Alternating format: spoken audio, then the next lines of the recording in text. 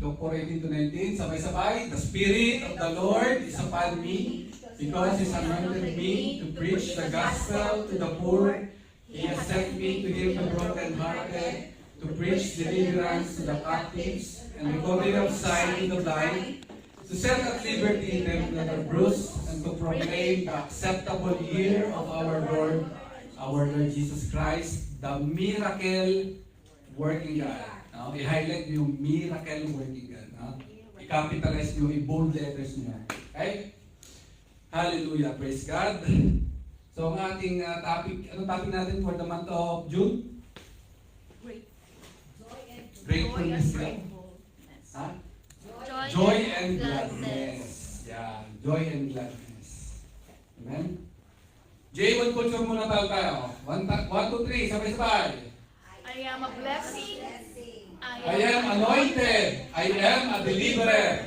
I'm a good follower. I don't destroy, I build. I am not seasonal. I appreciate everyone and everything. I am part of something big. I am partnership with Christ. And I am not extreme. No. Sasaulin niyo ito. Pagdating ni Bishop sa July 12, tatanungin kayo sa isa. Yung J1 culture. Ha? Hindi lang sasauluhin, sasapuso. No? Amen. Biglang natakot si Ate Erin. Erin. Amen. So ito yung topic natin, no? June series. Joy and Gladness. So week 1, i-discuss ni Ate Ayla, ni Pastor Ayla, Lord, bakit? Now, ano yung mga Lord, bakit moments natin? Yung something na it doesn't make sense. No. Pero at the same time, kaya nating mag-enjoy, no? Maging glad tayo. No? Despite the situation, despite circumstances na ating na-experience, no? Bakit? Ito yung tanong natin, Lord, bakit? No? Sometimes hindi natin maintindihan, no? Week 2, enjoy. No? So, on that message, mas na-amplify kung paano magiging joyful ang isang Kristiyano. And then last week, discuss naman ni Ate Jen about gratefulness. The importance of giving thanks, yung mapagpasalamat na puso, no? Para tayo ay magkaroon ng totoong joy sa ating mga buhay. Amen? So, ang aking i-discuss, no, sa araw na ito is about joy pa rin. No? Kasi naniniwala ako na yung joy ay napaka-importanteng parte or karakter ng isang Kristiyano. No?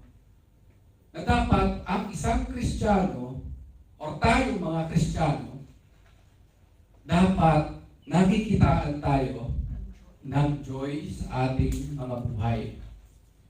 Hindi yung parang tayo yung binabad na kamarinate sa lemon juice. Hindi yung almusal natin ay ang palaya na. No? Dapat tayong mga Kristiyano, tayo yung kinakikitaan. No? Kaya nga part ito ng fruit of the Holy Spirit, love, joy, peace. Love, joy, number 2. Next to love. No? Kaya napaka-importante nito, no? Hindi lang sa ating journey in this faith, no? Bagkus sa ating ginagalawan. Yung mga taong nakasurround sa atin, no? Sabi nga na nanonood sila sa atin, no? At kung hindi sila makakakita ng ganitong klaseng karakter, ng joy, parang walang pinagkaiba sa, alam yun? No? Kaya dapat tayo may joy sa puso natin. No? Tingnan nga yung katabi mo kung may joy yan. Or ang palaya ang kinain niya ngayong baga. No? Yan. Pag kayo ay feeling nyo ay hindi joyful, tawagan niyo si Ate Jen. No? At siguradong mag-i-enjoy kayo.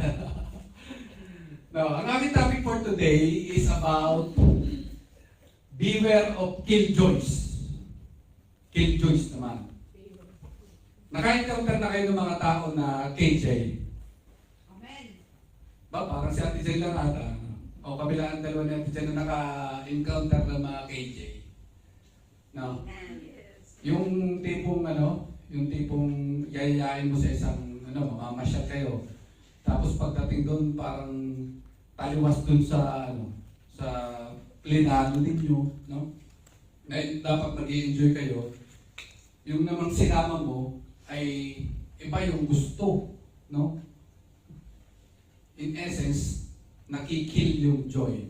Na supposed to be dapat mag-i-enjoy kayong dalawa, no? And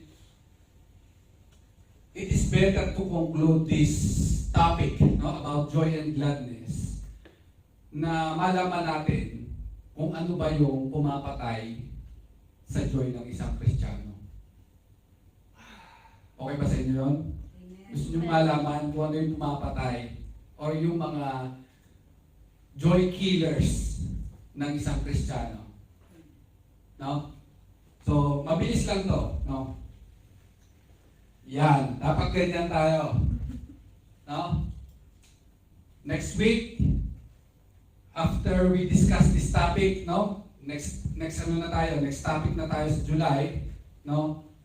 Dapat yung ating mga natutunan for the month of June about joy and gladness, dapat ganito na yung mukha natin next week. Ha? Huwag naman baka magtitilaw din kayo. No? Naka-smile, no? Punong-puno ng happiness. Sabi nga sa Philippians 4:4, no? Rejoice in the Lord always. I will say it again, rejoice. No? Apostle Paul is writing to the Philippians, no? At ang panghulugan niya ng rejoice dito, no? Is a command. Hindi ito is suggestion. No? Pag sinabi ni Apostle Paul na rejoice, at inulit pa niya iyon, it means it is a command. No? Hindi siya suggestion para sa atin na tayo ay mag-rejoice. Na tayo ay maging joyful. No?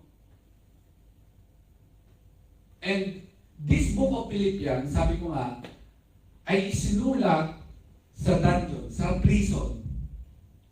But if you read the whole book of Philippians, this is the happiest book in the Bible.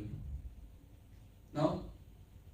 Pero despite the condition, nung habang sinusulat ni Apostle Paul ito sa kulungan, hindi niya yon inisip, hindi niya yon inalintana, hindi yun naging hindrance para sumulat siya ng letter sa mga taga-Philippi.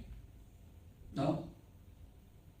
And despite that extreme and painful condition na kanyang na-experience, naisulat niya yung the most joyful book in the Bible. Amen? So again, rejoice in the Lord always.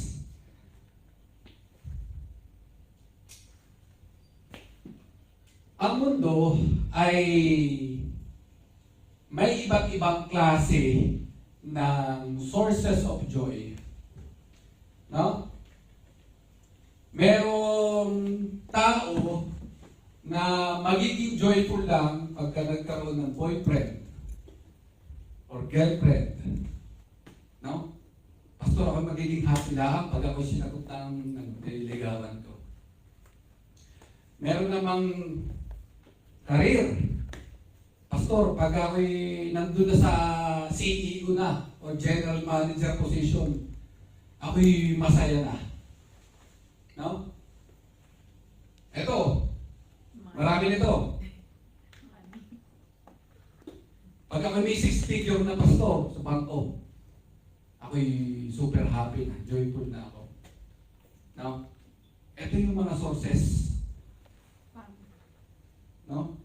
Ito naman, pag ako'y may 1 million followers na sa Facebook, ako'y masaya na. Super happy na ako, pastor. Or ito naman, pag ako'y nagkaroon ng achievement, no?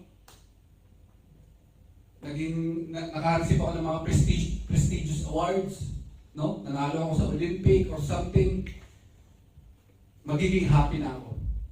Magiging joyful na ako. Ay, ito naman, pag may buo na akong family, ito yung definition ko ng joy. No? At hindi masama yan. No? Don't get me wrong. Lahat yan, kasama natin. Minimiti natin yan. No? But what if ito lang yung talagang sources ng ating joy? No? Itong mga itinuturo ng worldview.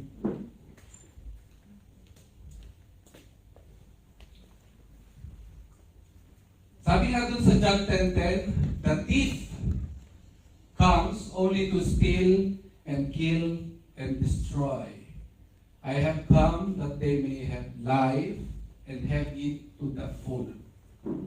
No? Ang magnanakaw daw, no, ay dumarating to steal, nakawin, kill, patayin, destroy, sirain. Ito yung tatlong gawain ng kaaway. No? Yung 10B, ito yung si Jesus Christ. I have come that they may have life and have it to the full. No? Yung 10A, si Eddie yun. Yung 10B, si Jesus Christ. No? So, alin yung pipili natin? But in this topic, no, ating ifo-focus yung 10A, the thief. No? O paano ba dinanakaw ng kaaway? O paano ba pinapatay ng kaaway? At kung paano sinisira ng kaaway ang joy ng isang Kristiyano. No? Dahil ito talaga ang main goal ng enemy. Masira, patayin, at nakawin ang joy natin. No? For example, pagka ang isang Kristiyano ay puno ng joy na magpasalamat sa Panginoon, no? Magpuri sa Panginoon, ano yung gagawin ng kaaway? Una, sa tingin nyo, para manakaw yung joy natin na magpasalamat sa Panginoon, magpuri sa Panginoon, bibisihin ka ng kaaway. Pajujutihin ka ng linggo. Walo pa sa atin. Now, isang taon wala kang trabaho ng linggo. Tapos nung nag-decide ka sa Lord, every Sunday ako mag-gaano sa iyo, magpupuri na ako sa iyo, magpapasalamat ako sa iyo. Non-negotiable ang Sunday, Lord. Tapos, kinalingkuhan, ay lang, pumasok ka ng Sunday. Double pay. So tempting, ha?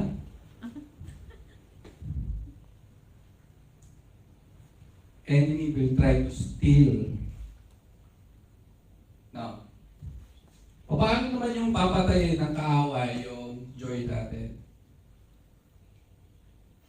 No?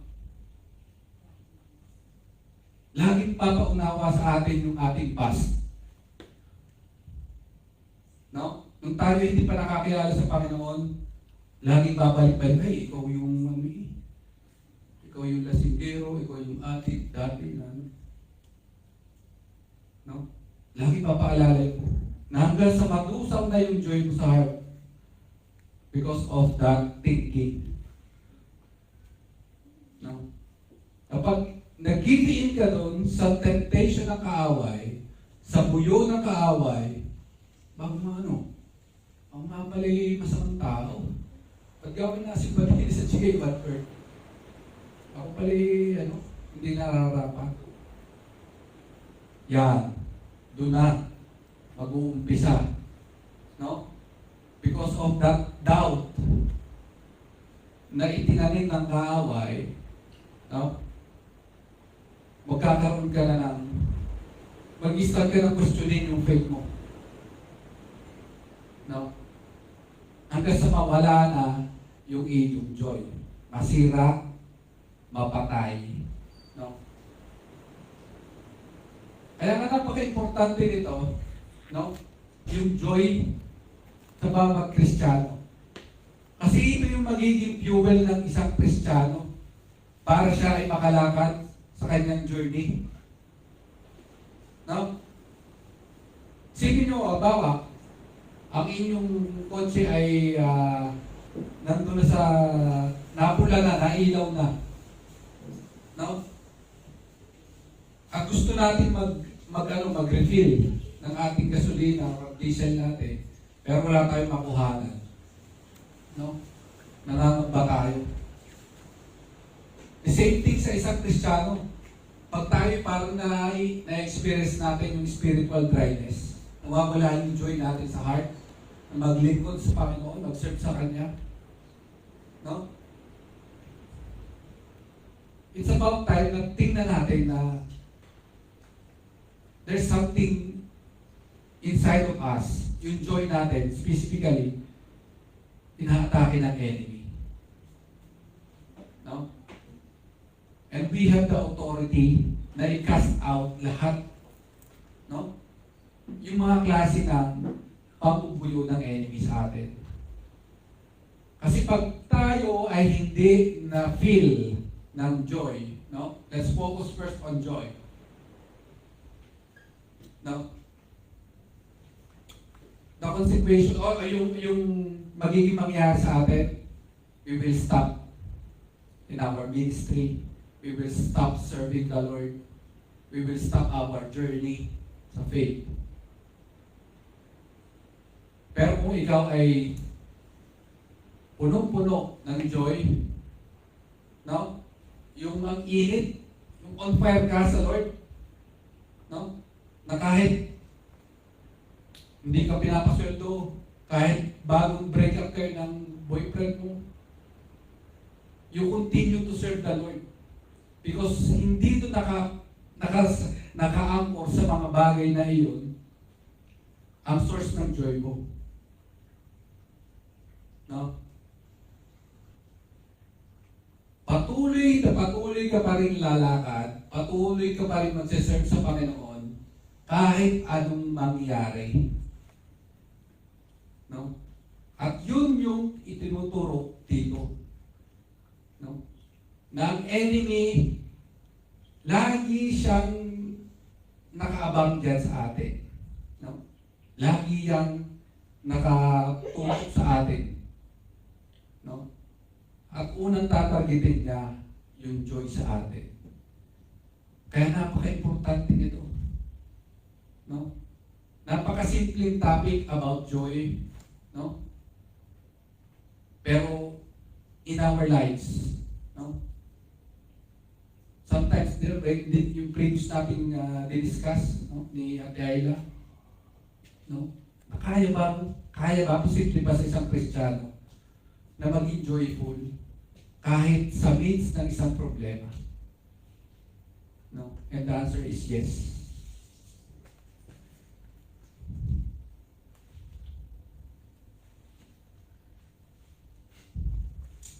Amen. So, sino dito yung naka-experience ng manakawan? Ito, Oye. Si Ate Cher. Marami-rami na rin. Ano? Nanakawan ng halik. Wala pa naman. Iba na yung cellphone with consent. Ha? With consent daw. No? Most of us, no? Hindi ko nalalahatin. Baka yung iba naman, di naka-experience talaga ng manakawan. No? Ano ba yung feeling ng manakawan? Ako na-hold up ako sa ano. Sino ka nakwento ko dati? Nakwento ko sa sa Santa Rosa. Malapit sa Enchanted Kingdom. Kami balibago. Nag-iintay kami ng service. Tapos, habang may tumutok doon sa likod ko. Ang kutsilyo, medyo matilos eh. Pero hindi ko na tinignan. Tapos sabi niya, "To, bigay mo cellphone to." Ilonggo pala yun. Mahulog ko sa... Walang bing. Hindi ko alam kung ako'y mahahawa, magagalit, or matatawa. No? Pwede tinignan sa cellphone. Nakakatakot, no? At nakakainis, nakakalungkot pag nanakawan ka. No? And sabi ko nga yung ating topic natin for today is beware of killjoys. Yung mga nagnanakaw ng joy natin. No? Kaya as I end this sermon, no, this preaching, I hope and pray, no, na kailangan natin ipaglaban, no? We need to fight for joy. No? Para yung kanta ni Gary Valenciano, fight for joy. Sing is, ba? Shout daw yung tinong fight. Fight for shout. Shout for joy pala. Mali pala. Amen. No? Yun yung na-experience natin, no? Yung mga nanakawan, no? Napakahirap, nakakalungkot, nakakagalit, no? Sometimes, sa hirap na nga ng buhay, pati yung kaldero, dala-dala na magtanakaw. No? And ito nga, sabi ko kanina, yung enemy, unang tatargetin niya yung joy ng isang Kristiyano. No? And in this preaching, tuturuan ko kayo kung paano natin ma-protektahan, kung paano natin maiingatan, mag-guard, no? Gagwardahan natin yung ating joy. No? Kasi gusto ng Lord, happy ka. Sabihin mo sa katabi mo, kapatid. Gusto ng Lord, happy ka. Yan. Because the Bible says the joy of the Lord is our strength. No? Kagustuhan, kalooban ng Lord na tayo ay masaya. No? So, kung ang enemy, no, ninakaw, no? Ninakaw yung ating kagalakan, yung ating joy, no? Re-resbakan natin yung kaaway ngayong araw na ito. No? Re-resbakan natin. Aagawin natin muli, no? Para mapunta sa atin muli. No? Ninakaw niya yung joy, no? Ngayong araw na ito. Ating bubugbugin ang kaaway, no? Para mapabalik sa atin yung ating joy. Amen. So ano ba yung mga top killjoys? No? 60% ito yung statistics to. 60% daw ay galing sa mga tao din. No? Yung mga, siguro, yung nagtatrabaho, sometimes yung mga, wala dito sa J1 Bird, yung mga, wala dito sa church nito, yung mga nag-aasara, nag-aatpasar sa mga AG groups. No? But the top percentage ng killjoy ay nagmumula sa mga tao rin. Unfavorable circumstances. No? Nagkasakit, namatayan. Nakakano man talaga yan. 57% worries and uncertainties. No? Yung mga, ganyan, may mga, alam nito, yung the past week na ba yun, yung lindol, sa Japan, Venezuela, no? Tapos yung mga war pa sa Middle East, no? Sometimes, worry na worry ka na. Ano ba mangyayari ngayon sa kinabukasan natin? No? Ito yung 57%, 42% disappointment, no? And 33% yung takot natin. No? Ito yung mga top killjoys. No? Other sources, selfishness, wrong thinking, and grumbling. No? Yung pagre-reklamo natin, no? Selfishness and wrong thinking. Okay? So ito na, ang unang killjoy. No? Comparison. No? Sabi nga, comparison is the thief of joy. No? Isang araw, may isang farmer na meron siyang donkey sa kanyang farm. No? Araw-araw, itong donkey ito ay binubuhat niya sa kanyang likuran yung mga damo, yung mga hay sa farm. No? Tinatransport niya noon sa market, maraming bumibili. And then one day, merong isang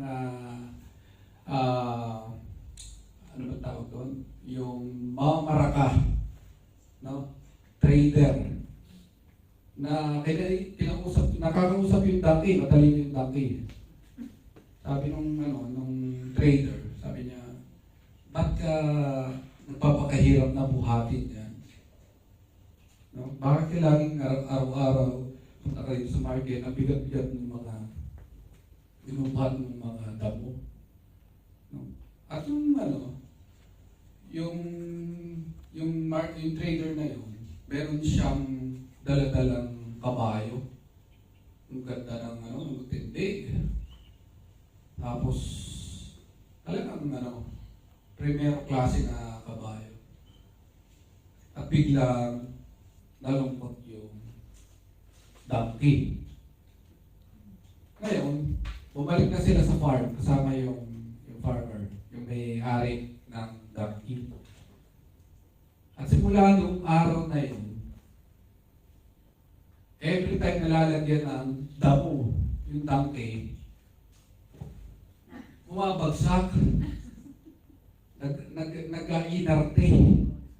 Nag-iinarte na hindi na kaya yung damo, pagkasyado mabigat. No? Sabihin mo sa katabi mo, kapatid, huwag kang mag-inarte. Simula nun, hindi na siya, remember araw-araw dati. Araw-araw siya nagbubuhat ng damo sa market. Pero simula nung nakausap ng trader, no? At nakita niya, pinag-compare niya yung sarili niya dun sa napakagandang tindig na kabayo. Biglang nag-inarte. Hindi na siya nagbubuhat simula nun. No? Anong ibig ko sabihin dito? Every time we try to compare ourselves, no? Nawawala, nalulusaw, nasisira, nananakaw ang ating joy.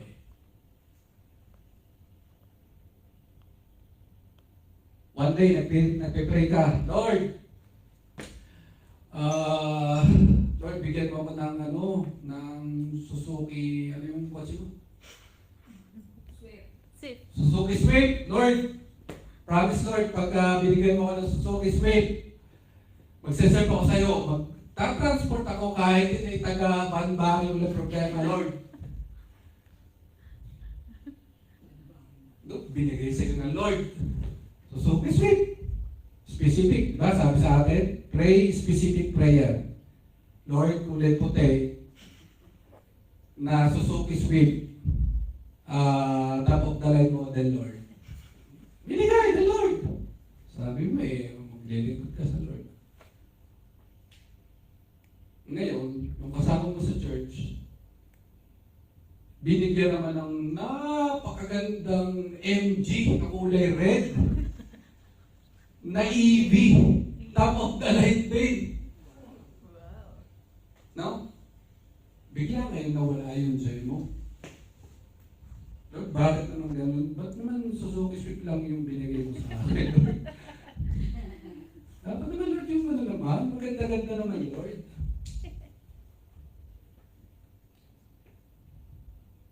Now, nung una tayo kay Lord, magayak-ngayak ka pa sa pagpipray sa Lord.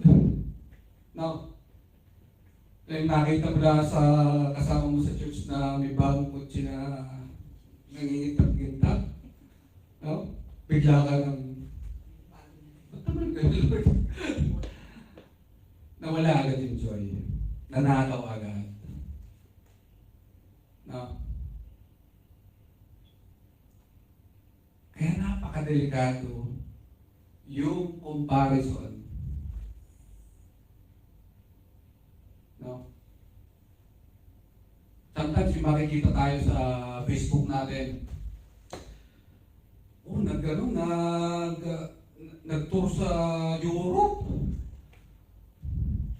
Tapos ikaw Lord naman, parang pili mo, parang hirap na hirap ka, parang Lord, bakit naman yung mga yun? Nakakapag-tour sa nagdidildil na ng asin sa Australia. Hindi man lang makapunta kahit sa Thailand o sa Vietnam. Bakit naman ganyan, Lord? Nawawala yung joy. Nananakaw. No.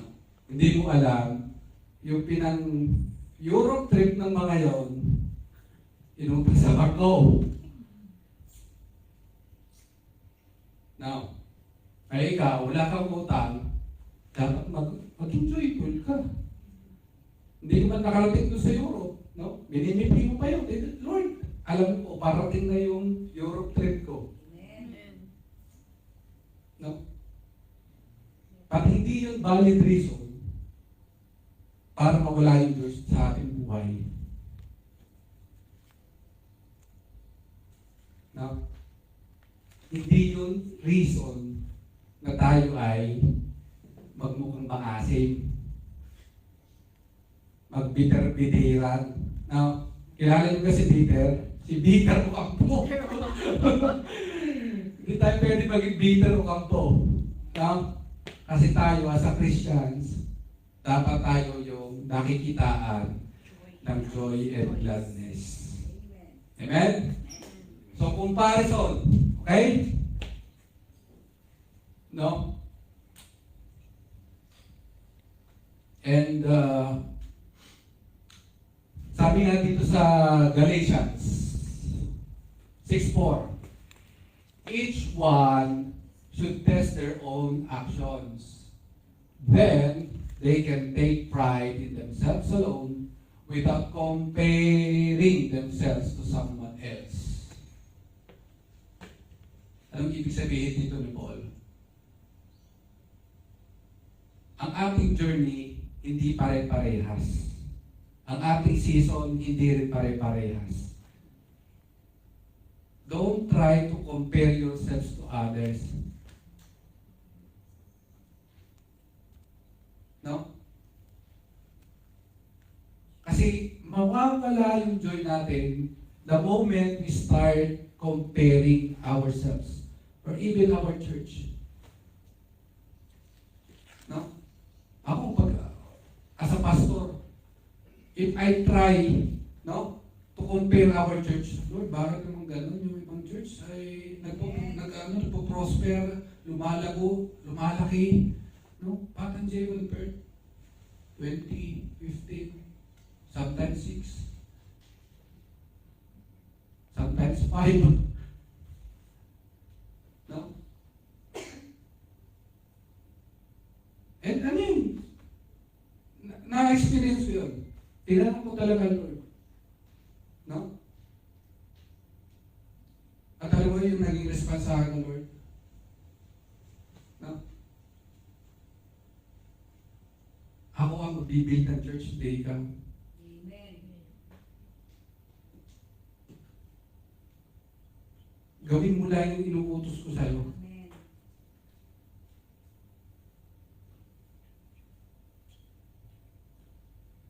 No? And I believe, no, yung binabambisyon sa atin, mangyayari yun. No? But never nating ipapanakaw sa kaaway yung joy because of comparison. No? Yun ang wag na wag nating gagawin. Kasi the moment na tayo ay nag-compare, instead na tayo ay magalak, ay tayo ay papait ang panlasa.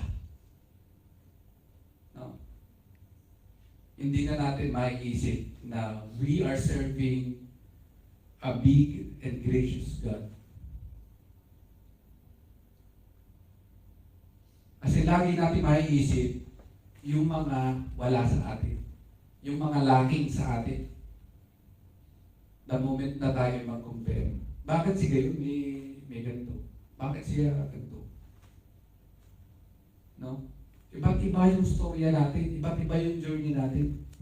Hindi natin pwedeng ipilit na yung istorya ni Ate Jen, ganun din mangyari sa atin. Ayun, kung gusto nyo ma-experience daw, wow. Ayos na yan. No. Iba-iba yung ating, iba-iba yung ating storya. Pero kung hahayaan natin, sabi nga, ang author natin, no, Hebrews 12, no, fix your eyes unto Jesus, the author and perfecter of our faith. No? Kung siya yung author ng ating faith, huwag nating agawin sa kanya yung ballpen. Amen. Kasi pag siya nagsulat ng story ng buhay natin, trust me, napakaganda. Amen. Pero the moment na tayo makialam, Lord, akin na yung ballpen. Akong susulat ng story ng buhay ko.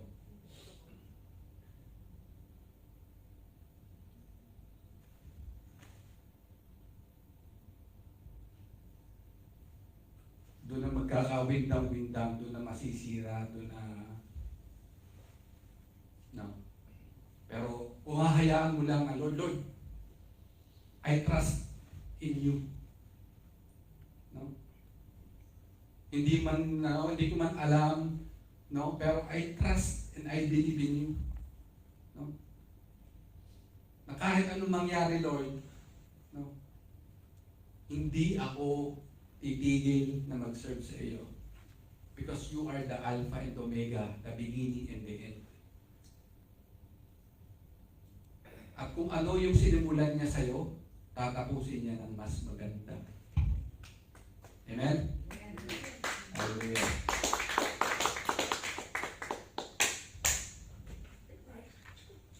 Comparison will make you miserable, but contentment will make you rich. Contentment. No? Ito yung ating isa sa isip, no? Na magiging miserable lang ang ating buhay pag tayo ay laging nagkukumpara. No? Pag lagi nating nakikita yung advantages ng ibang tao sa atin, hindi tayo sasaya. Hindi tayo magagalak. Because laging iisipin natin na laging may kulang, laging may, no? Hindi natin mararamdaman na buo tayo, no? Kung lagi tayo magkukumpare sa iba. Amen? So ito yung number 1, joy killer or kill joy. Yung comparison. Okay? Tandaan nyo ha, may exam tayo mamaya. Number 2, unforgiveness. No? Sino naniniwala dito na ang unforgiveness ay joy killer or kill joy? Amen. No? So one time, merong isang missionary, nagpunta siya sa Africa. No? And yung leader nung tribe doon sa Africa ay ano to, member ng Peter Ocampo Fans Club. No? Peter siya. Madalit sabi, araw-araw, meron siyang pinapainit na bato doon sa apoy, no? Ganito kalaki bato. And after niyang painitin doon ng mga 30 minutes, hahawakan niya yung mainit na bato. Dalawang kamay. At isisigaw niya doon sa buong tribe. This reminds me of my brother who betrays me. Niloko daw siya ng kapatid niya. Lahat ng mga ari-arian niya, lahat ng yung mga kambing niya, kinuha ng kanyang brother. At every time nahahawakan niya yung bato, lagi niyang idinideklara, hindi kita mapapatawad dahil sa ginawa mo sa akin, pasakit. At itong batong ito, it reminds me yung panggagago, yung panggagancho na ginawa mo sa akin. Napansin ko nung missionary. Araw-araw, gabi-gabi, ganun ginagawa niya. No? Tapos papakita nung leader ng tribe na lapnos ang kamay. Mainit ang bato eh. No? Tapos, one time, itong missionary, hindi na nakatiis, kinausap na yung leader. And then, tinanong niya, anong reason, kung bakit mo hinahawakan yan, ang batong niya araw-araw. And then sabi niya, yun nga, niloko siya ng kapatid niya. At habang hawak ko itong batong ito, lagi kong idinideklara na hindi ko siya napapatawan at kinasusukluman ko yung aking kapatid. No? And then nag-advise yung missionary na yan bang yung hawak mong bato, mainit na bato, naiintindihan ba niyan yung sentimento mo? Hindi. How about yung kapatid mo? Apektado ba siya sa paghawak mo ng bato na yan? Alam ba niya na kina-force mo siya o kinamumuhian mo siya? Affected ba siya sa ginagawa mong paghawak sa bato na yan? Hindi rin. Hindi, walang ano yung sense? Kung bakit mo hinawakan yung bato? No? And ganun yung unforgiveness. No? The moment na hawak pa rin natin yung grudges, yung pain, no? Yung unforgiveness natin, yung nakaaway natin, nakamubo na 20 years ago. Ikaw hanggang ngayon, bit-bit mo pa rin yung pain and sorrow. No? Bakit ka mo? No? At walang naiidulot yon na maganda sa isang tao. Yung unforgiveness. No? At lagi tayo, no? Ano yun eh, yun yung mga spiritual baggages, mga pabigat natin. No? Sino dito yung nag-try na ipagsiksikan dun sa hand luggage yung mga excess baggage. No, 7 kilos lang. No. Ginawa mong 15 kilos. Pinagkasya mo talaga sa maliit na hand carry. No. Pagdating sa airport, pwedeng bang parehas? Nako, excess baggage na. Kahit ka ngayon. No? Ito yung mga excess baggage na kailangan natin. Hindi na to makakatulong sa ating journey, yung unforgiveness. And the worst case is, nawawala nga yung ating joy. Pag hindi tayo nagpo-forgive. Kaya sabi sa Matthew 6:14-15, for if you forgive other people when they sin against you, your heavenly Father will also forgive you. But if you do not forgive others their sins, your Father will not forgive your sins. Now, ano yung pipiliin natin? Mag-forgive or hindi mag-forgive? No? Hindi ko dinidiscount na ay, pastor, hindi mo alam yung story ko, pastor. Binules siya ako ng tao ito, pastor. Grabe yung ginawa niyong pasari, pastor. Hindi mo ko naiintindihan. Hindi mo alam yung story ko, pastor. Okay. Sino naapektuhan ngayon? No? Na hanggang ngayon, dala-dala mo pa rin yung pain na yan. Dala-dala mo pa rin yung baggages na yan sa heart mo. I'm not saying na bumalik ka dun sa nagmaltrato sa'yo at cancel out mo yung kaso na ipinata mo sa kanya or ano. But forgiveness, no?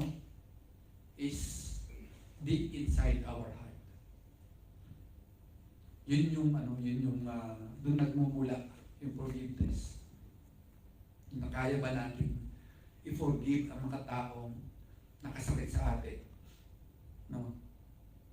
Kasi ito yung promise ng Lord, no? Forgiving ang Lord sa atin. No? But are we ready to forgive those people na nakasakit sa atin? Kasi sabi dito sa unforgiveness is a prison, but forgiveness is the key. Unlock the door and set the prisoner free. You are the prisoner. No? Forgiveness ang susi. No? At habang hindi natin ginagamit yung susi na yun, lagi tayong nandun sa loob ng prison. No? Hindi natin maramdaman at maranasan yung totoong freedom. Because lagi tayong kukulungin, lagi tayong haharangan ng guilt, ng pain, ng sorrow because of unforgiveness.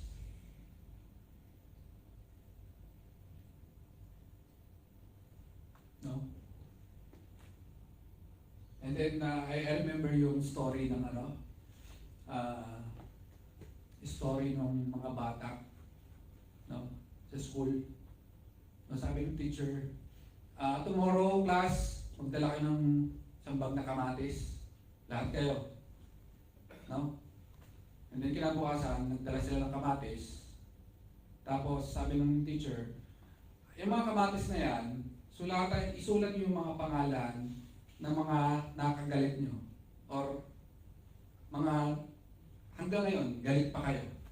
Sulat nyo doon sa kamatis. No?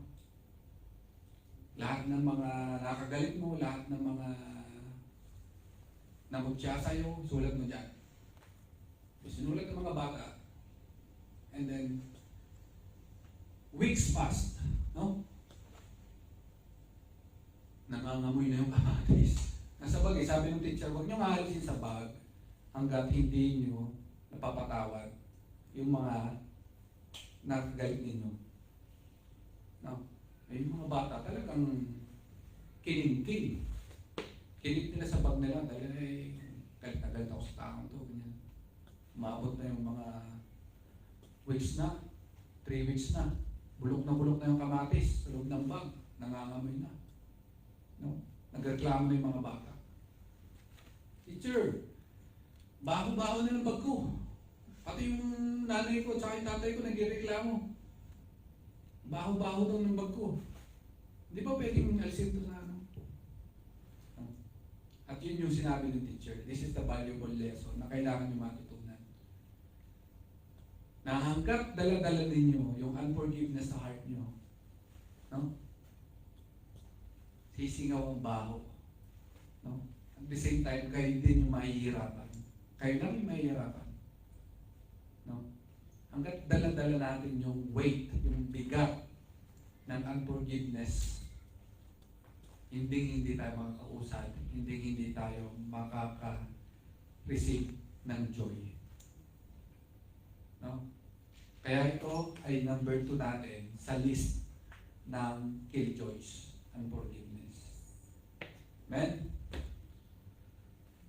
Next, past guilt.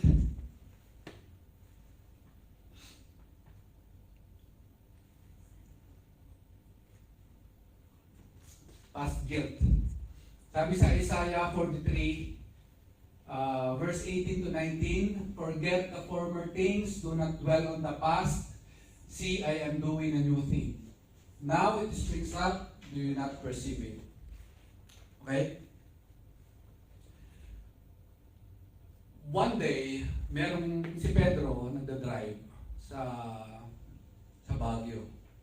No, sa Baguio kasi long and winding road. Now, yung nakarating sa Baguio. Yan.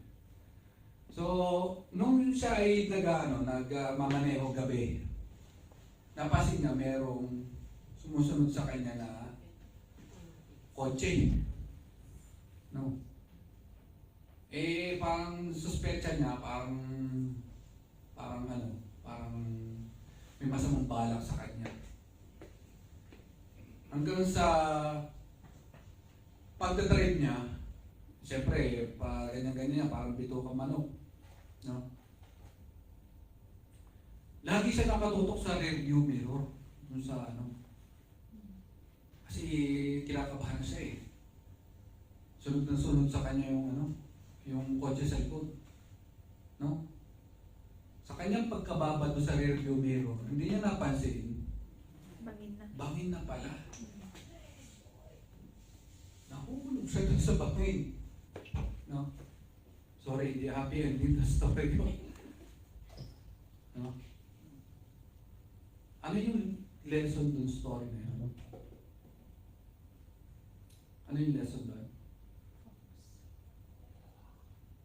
Bumili ng Tesla. Automatic. Hindi. Huwag lagi nakatutok sa rearview mirror, sa likod, sa past. Kasi yung enemy, no? Kaya yung tingnan niyo yung kotse, no? Yung rearview mirror, ganito lang kalaki. Pero yung windshield natin, malaki. Diba? Bakit mas malaki yung windshield compare sa rear view mirror? Kasi yung rear view mirror, ang purpose nila, glimpse lang, ganun lang, tingin lang ng mabilis. Hindi ka magbababad sa rear view mirror. Titingnan mo lang kung ano yung nandun sa likod mo. Ang purpose ng windshield ay para matingnan natin yung forward na pupuntahan, direction ng kotse. Yun ang ating dapat i-fix natin yung ating mata. Forward looking. Not dun sa rear view mirror, sa likod. No? Kakailanganin mo lang yun just in case na meron merong sasakyan sa likod. No? And the enemy will try to pamukha sa atin. No? Bring back yung past. No? Nasabi ko kanina na ang kaaway laging mag-i-inject sa ating kaisipan na gusto niyang ibalik, gusto niyang ipamukha sa atin. No? Yung ating kasalanan, yung ating mga bad habits, no? Yung lahat ng ginagawa natin before tayo tumanggap sa Panginoon.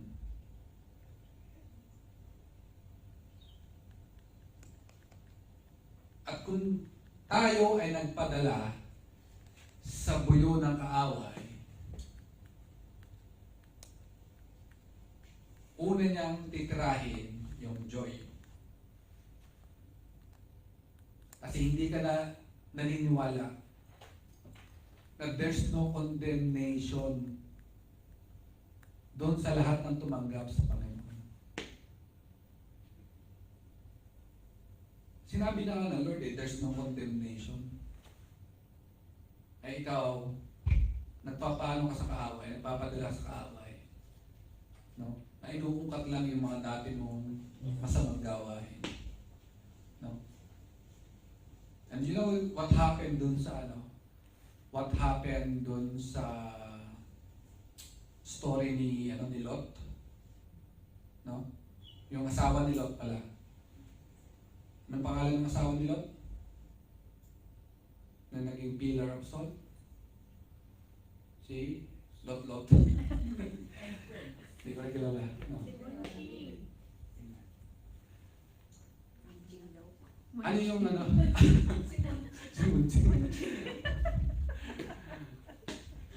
yung mga Gen Z, hindi kilala.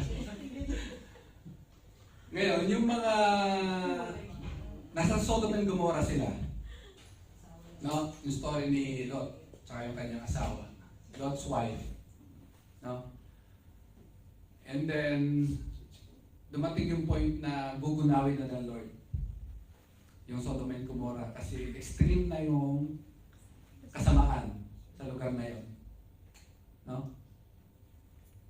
At nung time na sila ay paalis na, anong ginawa ni Lot? Tinignan niya pabalik yung Sodom and Gomorrah at doon siya naging asin. No? Kaya meron tayong tinatawag na yung mga taong inaalat dahil kay asawa ni Lot. Inaalat talaga. Pagka yung mga bawang minamala, sige, inaalat pagka ganyan. No? Naging asin talaga, literal. Yung asawa ni Lot. No? Hindi natin kailangan na magbabad doon sa past natin. No? Titingnan lang natin yon para may makuha tayong lesson. No? Na magagamit natin sa hinaharap. No? Kasi yun na ang diskarte ng away sa atin. Lagi ipaunawa yung past natin. No? And we will not dwell on the past. No? On our past sins. No? Pinagbayaran na yun ng Lord. No? We are forward looking to our Savior. No? At kung ang ating mata, no, ay nakapokus lang sa ating Savior, no, may iwasan natin itong past guilt. No? Na pwede mong sabatain yung kaaway pagka lagi pinapaunawa sa'yo, remember sa'yo yung dati mong sins. No? We have the authority, binigyan tayo ng authority to cast out. No? Automatic dapat cast out natin yung mga ganun na thinking. Kasi hindi yun makakabuti sa atin at hindi yun nagpo-produce or gawa ng kagalakan sa ating mga puso. Itong mga past guilt na ito. No? No, the enemy loves to show your past. No? He loves to replay. No? Gusto niyang ulit-ulitin yung kabiguan natin, yung failure natin, yung sin natin, no? Yung mga mistakes na ating nagawa, no? Na pag tayo nagbabad doon sa past na yon, no? Sabihin ng kaaway, look, Christian, ito ka, hindi ka deserving na maglingkod dyan. Ito ka, hindi ka nararapat dyan. Look what God did to you. No? Yun ang nakakatakot sa past guilt. Kaya parte yan ng kill choice natin sa listahan. No?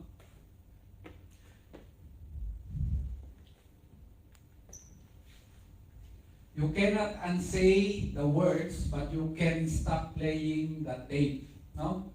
Stop rehearsing your regrets and start rehearsing your redemption.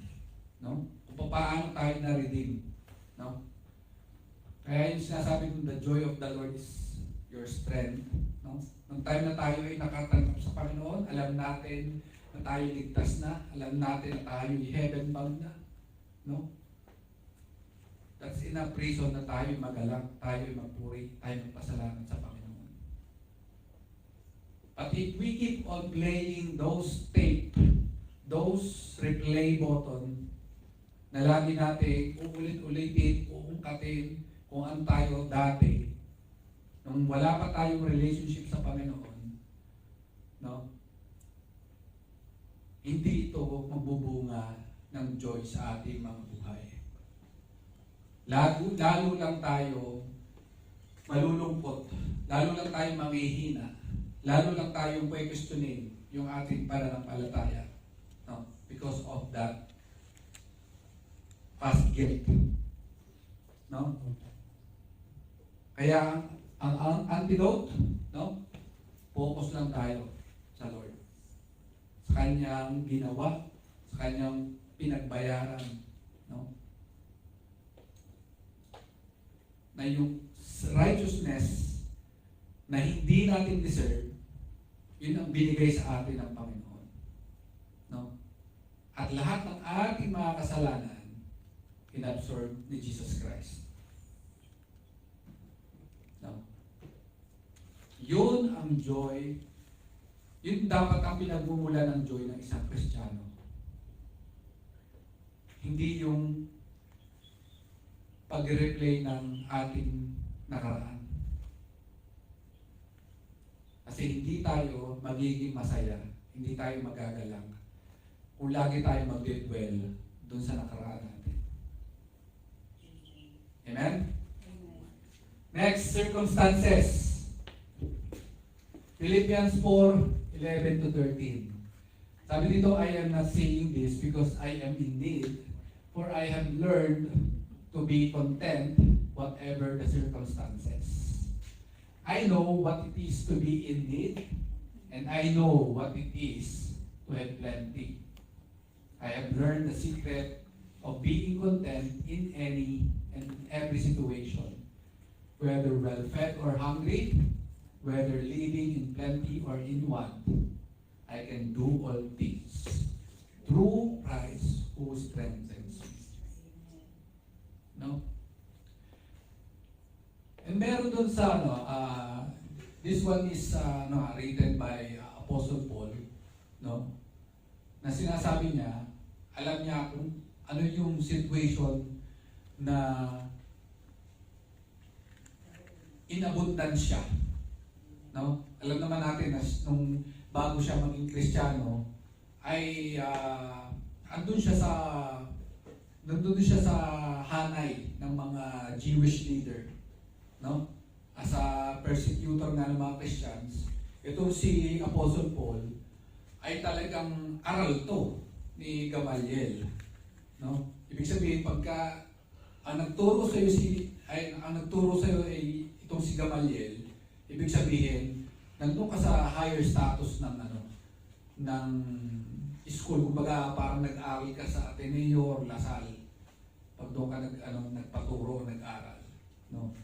At alam natin na itong si Paul ay as a Roman citizen, no? Bit-bit niya or dala-dala niya dati yung mga perks and privileges ng pagiging Roman citizen, no? Kaya sana namin niya dito, alam ko kung paano maging kontento. Alam ko rin kung paano ko maging yung situation na ako'y sobrang nangangailangan. No? Na siya, to the point, ay nagtrabaho bilang tent maker. No? Alam niya yung situation na yun. Pero yung conclusion niya doon, no? I can do all this through Him who gives me strength. No? Na despite the circumstances na kanyang nilalakaran, no? Natuto siyang makontento because of his relationship sa Panginoon. Na yung source ng strength niya ay ang Panginoong Jesucristo, hindi yung riches niya, hindi yung mga tao na bibigay sa kanya, hindi yung status niya sa society. Ang source ng strength niya ay ang ating Panginoong Jesucristo. And there's one story sa Bible, sa Book of Acts, na si Paul and si Silas, nung sila ay nakulong, no, doon sa dungeon, sa prison, sa Bartolina, no? And they were chains. Merong mga talikala sa kanilang paa. No? Madilim, no? Kasi nung panahon na yon, yung mga kulungan nasa underground. Diyan dumadaan yung mga sewerage, mabaho, no? Lahat ng stream na pwede mo maisip, ando na. But do you know anong ginawa ng dalawa ni Paul at saka ni Silas? No? Nag-worship.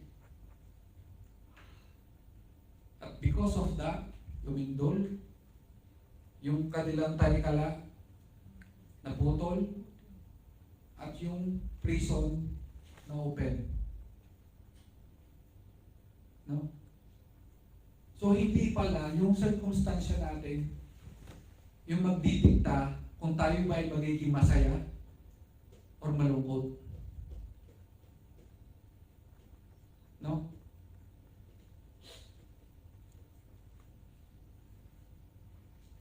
Alam niyo yung pagkakaiba ng thermometer at saka ng thermostat. Parang yan. Thermometer at saka thermostat. Yung thermometer, kung ano yung na-register na temperature sa isang area, magpa-fluctuate yan. 20, 15, negative 2, 24, ganyan. Sumusunod lang yung thermometer.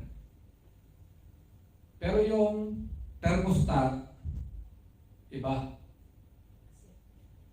Kung ano yung sinet mo, gusto ko negative 15, pasto. Negative 15 yung ibubuga ng iyong aircon. No? Hindi siya nakadepende doon sa environment na kanyang ginagalawan. No? Kaya tayo, hindi tayo nakadepende sa circumstances natin. Dapat tayo ay maging thermostat. No? Tayo yung magseset. Tayo yung magdidikta. Tayo yung magdideklara na tayo ay joyful. Amen? Hindi lang yung, ay, sasaya lang ako, pastor, pagka ganito. Pagka ako'y sinagot ng jowa ko. Pagka ako'y na-promote na sa akin trabaho. Hindi yun. Hindi yun magdidikta ng joy sa buhay mo.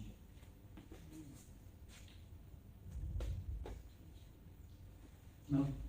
Kasi ito yung ito yung one way din ng skin ng kaaway na the enemy wants us to believe, no?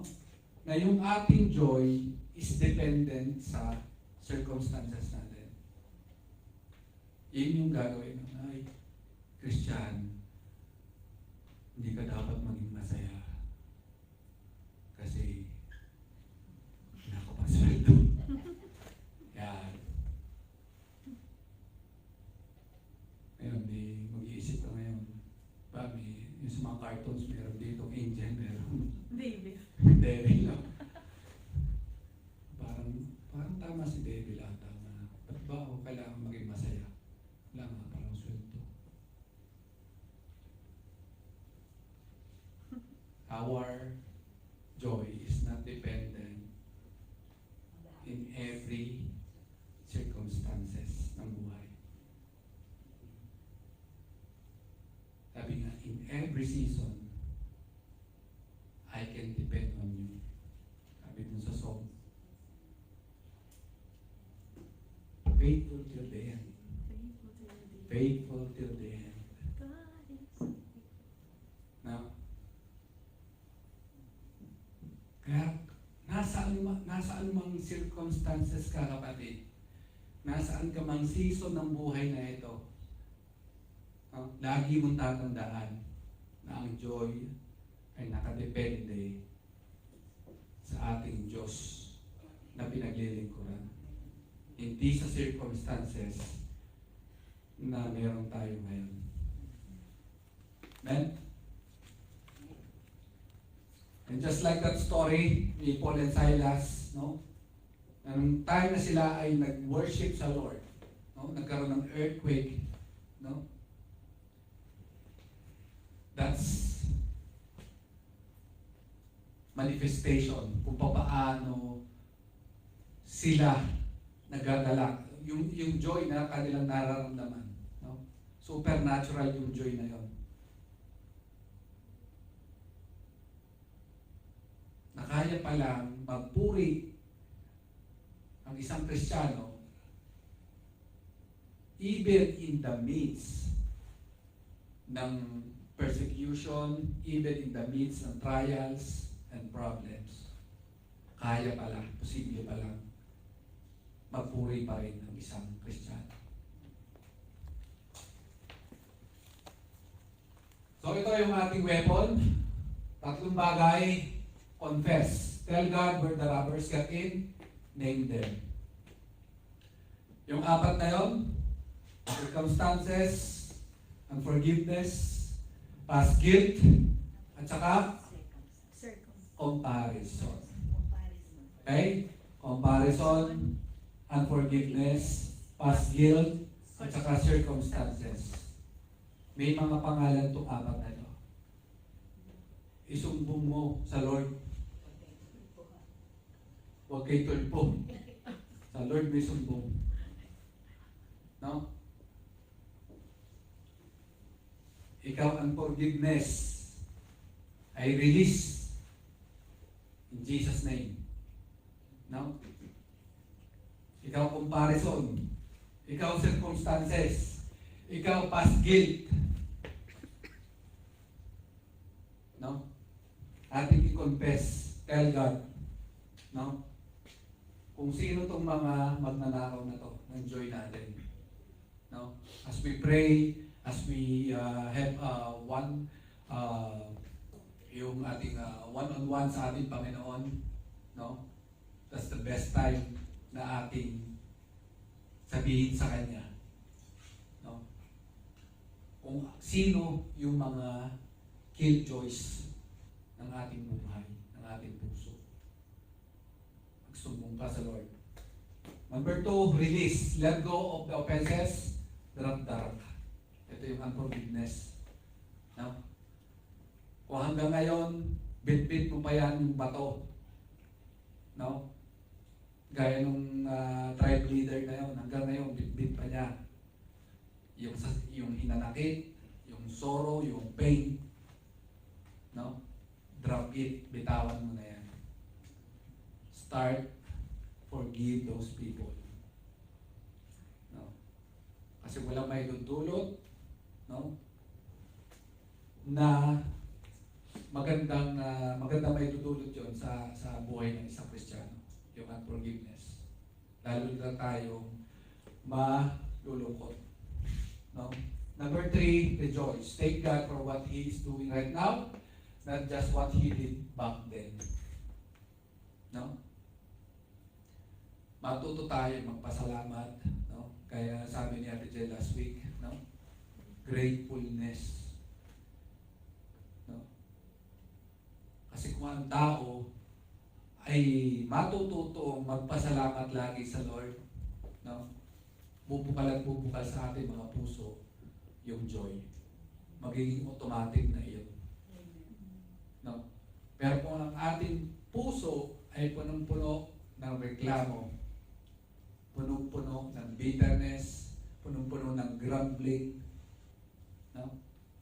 Kaya nga yung mga Israelites, no? Nung sila ay papunta ng promised land, sari-sari na yung kanilang mga reklamo kay Moses. No? Walang pagkain, nagpadala ang Lord ng mana, nagpadala ng pugo. Oh. Eh siguro nanawa na rin dahil 40 years sila sa wilderness. No? Tubig, nagpadala ng Lord. Lahat sinupply ng Lord. Pero ganun pa rin yung katigasan ng mga Israelites. Patuloy pa rin sila nagreklamo sa Lord. No? Kaya tumagal na, imbes na 40 days, naging 40 years yung kanilang journey papunta promised land. No?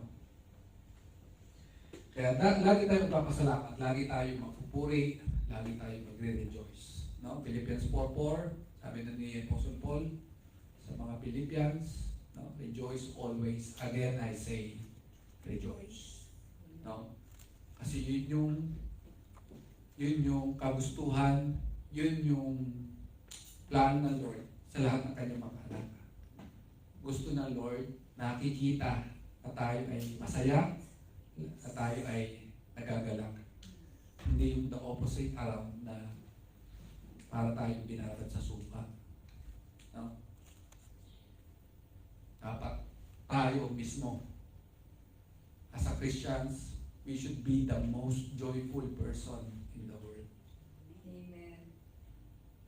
And last, when the enemy brings up your past, bring up his future. No? When he talks about the pain, talk about the promise. The joy of the Lord is not a feeling, it is a weapon. Don't let the robbers keep it. Take it back. Fight for your joy. Amen. Amen? Huwag na huwag ninyong pananakaw sa kaaway ang joy. No? Kasi the moment na nakawin yan, sabi ko naman kanina, yung magiging epekto sa iyong paglakad sa Lord. Amen? So tayo manalangin. Hallelujah. Lord, as we conclude, Panginoon, this topic about joy and gladness, Lord, salamat, Panginoon, at mas naiintindihan po namin, Panginoon, ng klaro at malinaw, Lord God, kung bakit mo nais na kami ay magalak, na kami ay maging joyful, Panginoon, in every circumstances ng buhay namin, in every seasons ng buhay po namin, Panginoon. Lord, meron kang big reason kung bakit kami dapat maging masaya, Panginoon. At yun yung kami ay niligtas mo na against the wrath of God, na kami ay heaven bound na. Sa iyong pagbalik, Panginoon, Lord, I pray na ang lahat ng tao, Panginoon, dito sa mundo ay makatagpo ka, Panginoon. Maranasan, Panginoon, ang iyong mercy and grace, ang iyong love, Panginoon. And right now, Lord God, salamat, Panginoon, sa topic na ito, Panginoon, na ito po ay amin pong magamit, Lord God, in our journey in this life, O God. Lord, we also pray, Lord God, na sa lahat, Panginoon, ng nandito and watching online, na may mga pinagdaraanan, Panginoon, Lord God, na situation or circumstances, Panginoon, na napakahirap, Panginoon, Lord God. It might be loved ones, Panginoon, Lord God, na nasa malubhang kalagayan, Panginoon, may karamdaman, O God. Lord, I pray, Lord God, na yakapin mo sila, Panginoon. Ibadama, Lord God, ang iyong pong pag-ibig, Panginoon. And Lord, I pray, Panginoon, Lord God, that you will comfort, Panginoon, Lord God, those who are grieving right now, Panginoon. Na sa mga oras na ito, Lord God, hirap na hirap po namin maintindihan kung paano po kami magiging joyful.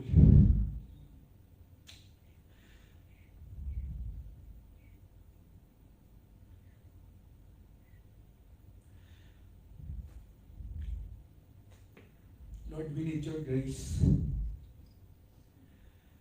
We need your compassion, O God. We need your embrace, O God.